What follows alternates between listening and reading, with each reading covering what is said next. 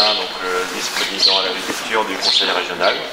Donc on avait prévu cette visite suite à une rencontre qu'on avait eue au mois de janvier, donc pour justement faire le point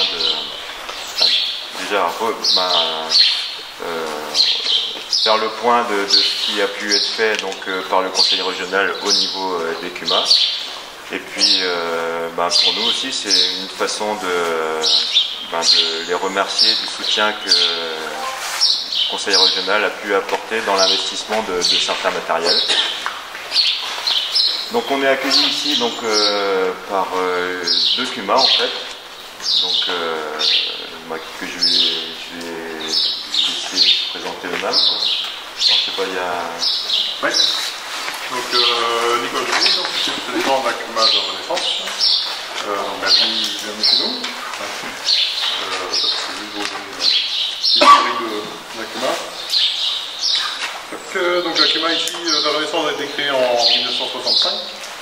Donc avec 5 adhérents à l'époque, et donc le premier achat c'était la parure qui est en face. C'est bon, pas la vente. Non, c'est pas.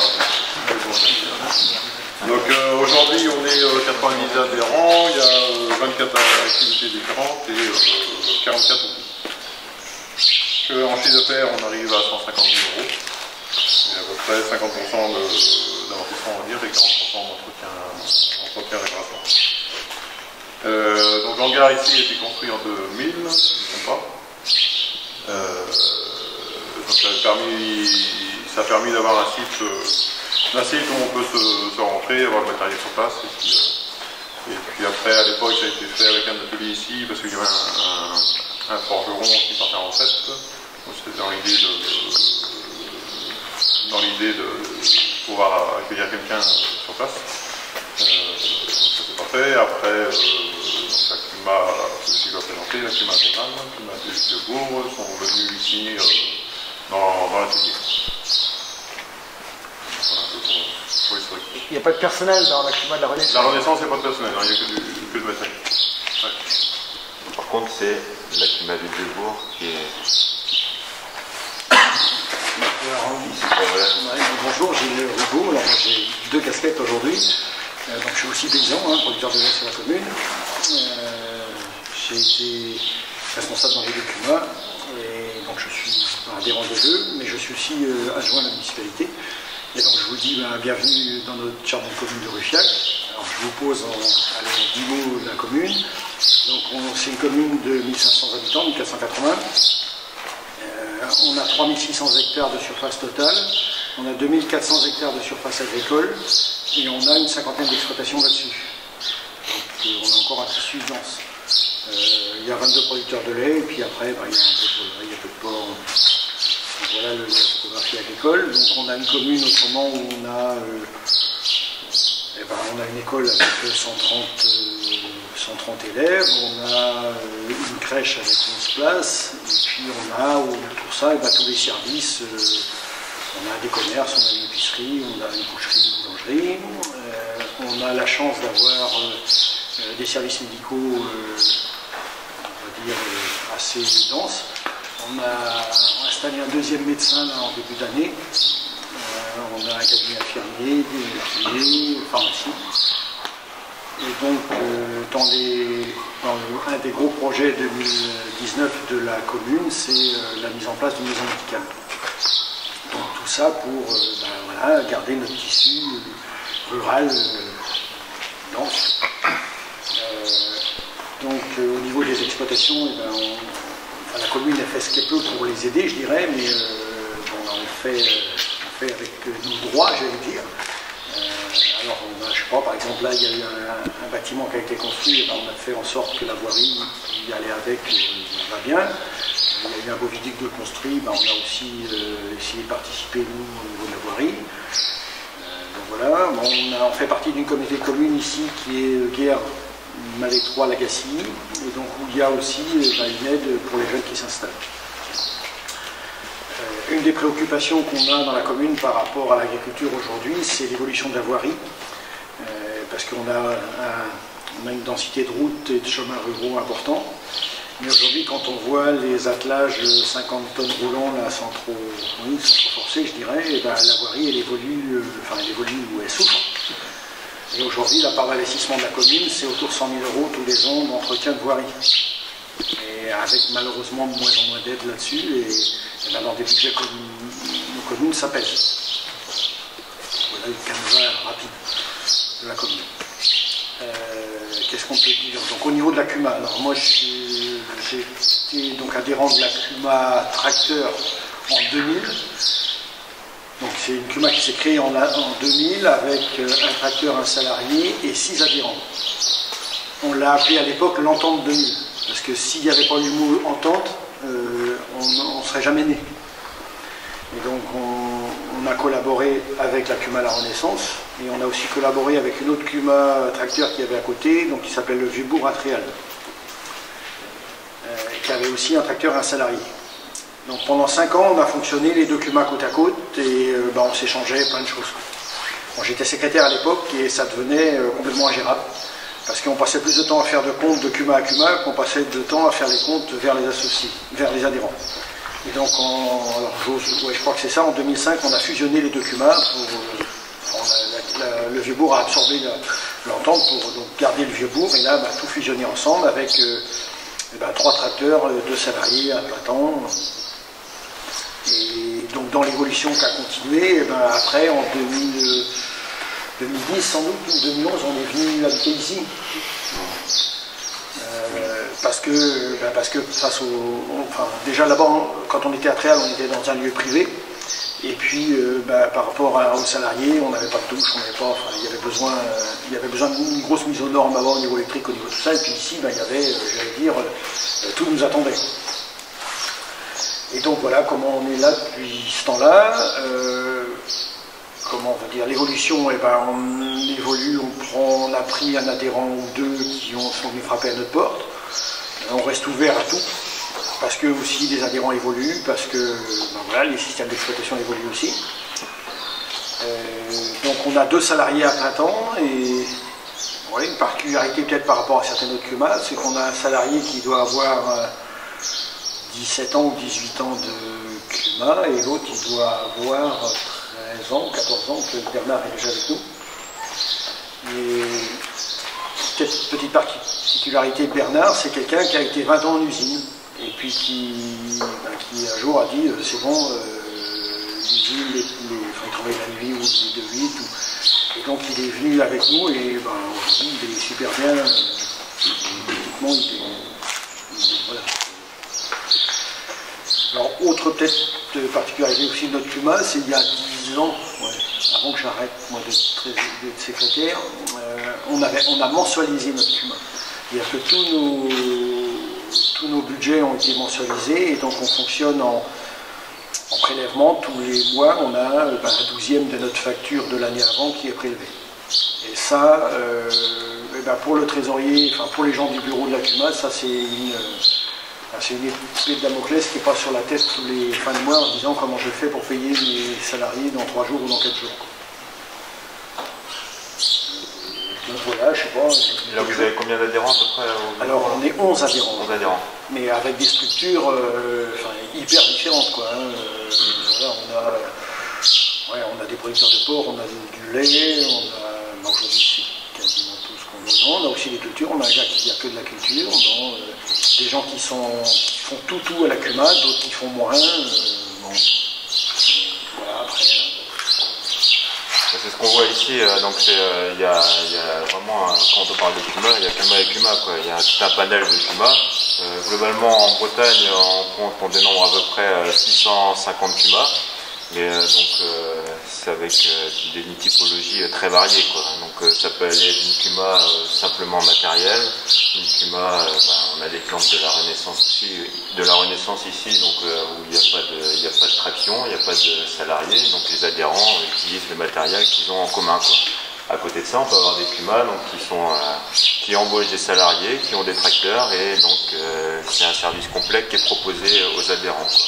Et on voit encore d'autres types de CUMA qui apparaissent dernièrement, ça a été médiatisé, il y a une CUMA, un atelier de découpe de viande, donc c'est le statut CUMA qui a été utilisé. On voit aussi apparaître des parts en commun, quoi. Voilà, donc c'est un statut qui répond aussi aux nouveaux enjeux qui se présentent aux agriculteurs. Je sais Ariel, donc les tracteurs ne sont pas là. Ils sont au boulot. Il y en a un. C'était peut-être la l'herbe parce qu'il pleuvait, non? Je ne sais même pas trop. Non, il y a pas longtemps. Oui, ils sont bas ce matin. Donc l'exemple typique là aujourd'hui, il y a un salarié qui est à la maison, il pompe du lisier sur les prairies. Et donc le tracteur, il est le climat du Gelbourg, et la tonne à lisier, elle est Renaissance, quoi. Ça c'est des attelages classiques où on a un tracteur et un outil derrière qui est du climat, il n'y a pas de souci sur le fonctionnement. Il y a 3 tracteurs et 2 chauffeurs. Oui, parce qu'il y a un tracteur adhérent. Un tracteur qui qui peut servir en dépannage aux salariés, mais il est principalement un tracteur adhérent. Les adhérents peuvent prendre quand ils... Voilà, mais il n'est pas là, il n'est pas souvent garde, donc c'est les jeunes adhérents. Voilà, parce que il y a, je sais pas moi, des fois des travaux un peu compliqués où on a beaucoup de temps, il y a beaucoup de mobilisation de temps, mais on ne va pas mobiliser un gars parce que, je sais pas, on a un peu de fumier à travailler, des bâtiments à vider, des choses comme ça. Les gars, ils prennent... Et là, la tarification est à l'heure ou à la journée? Oui, à l'heure. À l'heure. Ça n'a pas dépanné entre les communes. Je ne sais plus. Par la CUMA du Gelbourg, ça va du travail du sol, l'épandage. Ouais, travail du sol, épandage, transport, de la fauche. Parce que donc, à la CUMA, mais aussi dans les 2 CUMA, on a du matériel de fenaison. Donc nous, on a une faucheuse et puis, je ne sais plus moi, 2 faneuses et 2 anteneurs, oui. Donc c'est des travaux qui peuvent aussi être faits par la fauche, c'est le tracteur qui fait. Des fois, il y a aussi, on est un peu à la course, c'est la CUMA qui peut enlever, qui peut sonner, et on a aussi des terminales. Qui ont été acquis dernièrement, là, ils ont certains matériels de récolte de l'herbe, matériel de semi-direct, donc ont eu des aides du conseil régional. Donc, Bineuse aussi, quoi. Donc, tous les matériels qui ont un caractère environnemental, Donc c'est aussi l'objet de cette rencontre ici. Donc c'est pour saluer la volonté là, du conseil régional et d'Olivier aussi, surtout d'Olivier quand on le rencontre, où vraiment il y a une volonté de votre part de favoriser l'investissement collectif, quoi. Et donc les CUMA on a la possibilité d'avoir sur ces matériels une subvention de 40%. C'est quelque chose qui nous tient à cœur, quoi. Je sais que tu es particulièrement attaché à l'effet levier des subventions. Je pense que ces 40% là, dans une CUMA, quand il y a un investissement collectif, cet effet levier existe, quoi. On prend l'exemple de la Renaissance, j'imagine que voilà, c'est un petit groupe qui décide d'investir dans un matériel, mais on sait que derrière, le groupe étant tellement étoffé que il y a des gens qui vont se greffer progressivement. Oui, ce matériel marche bien, et là, vraiment, c'est un levier pour justement faire progresser les pratiques vertueuses, quoi, au niveau de l'agriculture. Peut-être du coup, tant qu'on est ici, avant de, comme tu dis Laurent, d'abord merci de l'invitation qu'on a eue, Jean-Marie et moi. Donc c'est vrai qu'on rencontre vos dirigeants, donc je pense c'est Gilles et puis Laurent au moins une fois par an pour faire un peu le point. Et sans faire trop d'histoire, depuis 2015, il y a les régions sont devenues autorités de gestion, donc ça a accru leurs moyens. Donc c'est une décision politique qui a été prise par le président de l'époque, par François Hollande de l'époque, de donner aux régions la gestion du second fil d'impact, une partie du aide européenne, le FEADER, et donc où des politiques comme les MAEC sont gérées par les régions, le PCAEA que vous connaissez bien. Et aussi la région Bretagne, comme tu le disais Laurent, était attachée à tout ce qui est collectif et à faire un effort particulier pour tout ce qui est humain. Et pour simplifier les choses, avec Jean-Marie, on avait pris la décision plutôt de gérer qu'avec des fonds régionaux, parce que quand on est autorité de gestion, l'agriculteur, comme subvention, il s'en fout de rien. Mais quand il faut gérer des fonds européens, des fois il y a un peu de délai de paiement, c'est pas toujours simple à gérer. Et, des fois, on préfère les concentrer sur des politiques très coûteuses. Hein. Les MAEC, par exemple, c'est 220 millions d'euros. Donc là, sur 5 ans, donc là, il vaut mieux, c'est pas que des fonds régionaux. Ou PCAEA, c'est 190 millions. Mais pour des plus petits dossiers comme les CUMA ou les entrepreneurs, du coup, maintenant, on finance avec des crédits régionaux. Et pour vous donner un ordre d'idée, donc depuis 2015, c'est un peu plus de 7 millions d'euros quand même qui ont été donnés donc, au CUMA, comme tu le disais justement, très justement, Laurent, avec une priorité un peu pour être cohérent avec toute la politique de la région, notamment sur le développement de l'herbe, des mesures agri-environnementales, va aider aussi à tout ce qui est autour de l'herbe, les faucheuses conditionneuses, les presses enrubaneuses, les autochargeuses, en collectif ou en individuel pour ceux qui ont fait une MAEC, et tout ce qui est lié à l'environnement, plus la partie azote ou phyto, c'est-à-dire tout ce qui est pendillage, tout ce qui est bineuse, désherbineuse. Et là, depuis 2015, tout à l'heure, Laurent et Gilles donnaient le chiffre, il y a 647 CUMA, j'ai retenu le chiffre en Bretagne. Il y en a quand même 450 qui ont été, je parle du contrôle de Jean-Marie, qui ont été aidés. Alors, il y a vraiment trois raisons qui nous tiennent à cœur. C'est vrai que le principal critère de rentabilité dans une exploitation agricole, parce qu'on est tous agriculteurs, hein, c'est souvent la saturation de l'outil de production. Hein. Une petite bulle pas trop pleine ou à moitié pleine, ou ce qui est arrivé, un plafond des quotas ou du matériel qui est sous-utilisé, on sait ce que ça coûte. Et c'est vrai que de ce côté-là, les CUMA permettent de rentabiliser c'est de plus en plus cher. Et c'est incontestablement, la question ne fait pas débat. C'est vraiment de l'argent, tu l'as dit justement Laurent, l'argent public bien dépensé, parce que pour moi le fait d'apporter une aide, ça réduit le coût et ça encourage plutôt à investir collectivement. Première raison. La deuxième aussi, c'est que quand on parle de développement de nouvelles techniques et d'agriculture et de la notion de groupe, c'est vrai que les CUMA, pour le coup, ce sont des groupes de développement à eux tout seuls, parce que notamment quand on est avec chauffeur, on se voit, parce que tu as parlé que tous les mois il y avait un prélèvement, je ne sais pas si on fait des réunions tous les mois, mais beaucoup de CUMA c'est des réunions tous les mois, donc c'est l'occasion d'échanger sur la technicité, et de progresser quelque part collectivement. Donc c'est quelque chose qu'on ne souligne peut-être pas assez, mais qui a un rôle important à nos yeux, du collectif, compétitivité, mais aussi développement.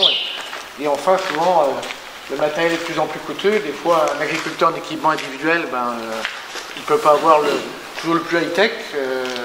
Dans une CUMA, quand on peut amortir sur des centaines d'hectares, on peut avoir du plus performant, que ce soit pour l'épandage de lisier, que ce soit pour des techniques de semis, tout ça. Donc, vraiment, ça n'a que des avantages. Donc, on est très content de pouvoir continuer. Puis, on a régulièrement avec vous des discussions pour ajuster un peu, avec une obsession que l'on a aussi, c'est que ce soit équitable. Hein. Donc, c'est pour ça que les premières CUMA, quand elles vendent, elles ont un petit handicap après pour repasser au tourniquet de pénaliser pour qu'ils puissent tout avoir.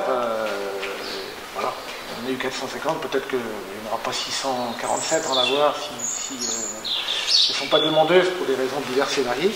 Mais donc on essaye, et c'est ça aussi l'intérêt des gestions décentralisées, des politiques publiques, c'est on connaît les interlocuteurs, et puis si ça ne va pas, vous saurez nous dire. Parce que vous savez qu'il y a des discussions maintenant sur la future PAC. Hein. Pour l'instant, les Allemands ont décidé depuis 2004 hein, donc de tout décentraliser. Premier et second pilier, ce sont les Länder qui gèrent. Les Italiens, pareil, j'étais en Italie 5 jours, c'est exactement pareil. En France, la gestion du second pilier, comme je le disais, c'est nouveau et c'est depuis 2005. Je ne sais pas ce qu'il en fera, il y aura des décisions suite au grand débat qui sera pris par l'État pour la future programmation. On n'est pas inquiet sur tout ce qui est PCAEA et aide à l'investissement, parce que pour les MAEC, il y a un peu de discussion. En tous les cas, je pense que l'histoire va plutôt, à mon sens, hein, mais quand on est gestionnaire, on n'est pas forcément crédible de dire qu'on veut gérer plutôt que l'État, mais j'ai le sentiment quand même que c'est plutôt pertinent, même s'il y a eu des difficultés dans le paiement, ce n'était pas dû à la décentralisation, mais dû à un logiciel qui n'a pas été opérant pour le coup et qui a généré des retards de paiement qui ne sont pas acceptables, c'est sûr, mais qui ne sont pas liés au fait de la décentralisation. Donc voilà au moins les deux arguments. Mais aussi le troisième, c'est que quand on investit aussi dans les CUMA, c'est des emplois territoriaux. On parle des fois de métropole et d'argent public est concentré dans les régions de tourisme. Au moins ici, les CUMA, c'est de l'emploi dans les territoires, et c'est encore une troisième raison, si on avait une à rajouter, de bon investissement. En tous les cas, encore merci de l'invitation. Alors, on a aussi une petite particularité, et je terminerai là-dessus, c'est qu'en Bretagne, on a développé, chez les CUMA ici, je sais qu'il y a quelqu'un il y a une des CUMA qui doit être concernée, une MAEC qui s'appelle la MAEC Sol. C'est une MAEC spécifique, qui n'est pas très bien foutue, mais on l'a pris telle qu'elle était, et je pense que dans la future programmation, elle sera mieux calibrée, qui encourage les techniques de conservation de sol, qui sont quand même réputées pour être très vertueuses, même s'il n'y a que 2% des surfaces en France qui sont cultivées sous cette technique-là, alors que des pays comme le Brésil, c'est quasiment systématique et quasiment obligatoire pour des raisons d'érosion, le Canada aussi, mais en France, il y a d'autres pays d'Europe où c'est peu développé, et pourtant elles ont des vertus en matière de stockage de carbone, de lutte contre l'érosion incontestable. Donc on a mis une MAEC Sol en place avec un soutien public. Je pense qu'après 2021, elles sont mieux calibrées, qu'on pourra peut-être plus développer, plus de soutien public. Et donc du coup, on soutient aussi du matériel spécifique pour ce genre de semis. Et je crois qu'ici, on a en plus. Donc on était content de voir ça en même temps, de voir du concret en même temps sur une politique que l'on soutient. Voilà, en tous les cas, merci de votre accueil et puis de faire une visite sur le terrain.